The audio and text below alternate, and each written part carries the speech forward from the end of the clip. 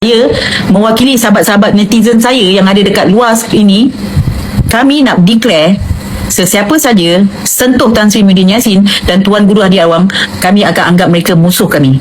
Kami semua sebulat suara bersetuju dan kami memutuskan sesiapa saja yang usik Tan Sri Muhyiddin Yassin dan Tuan Guru Hadi Awang, kami akan menganggap mereka sebagai musuh kami.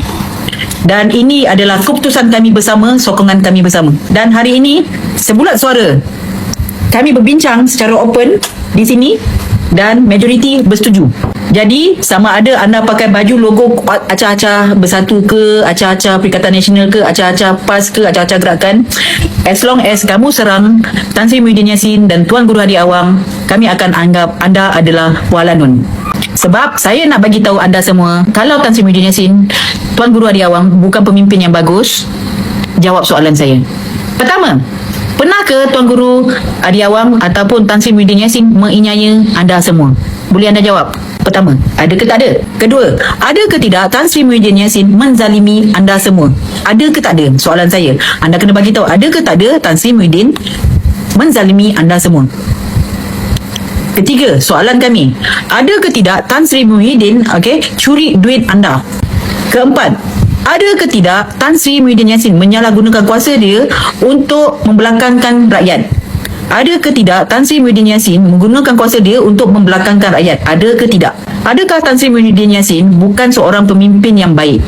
Adakah Tan Sri Muhyiddin bukan pemimpin yang baik? Adakah Tan Sri Muhyiddin bukan pemimpin yang baik? Jawab 5 soalan kami ni. Kalau anda boleh jawab, baru kami boleh pertimbangkan anda untuk desak Tan Sri Muhyiddin Yassin dan Tuan Guru Hadi Awang letak jawatan.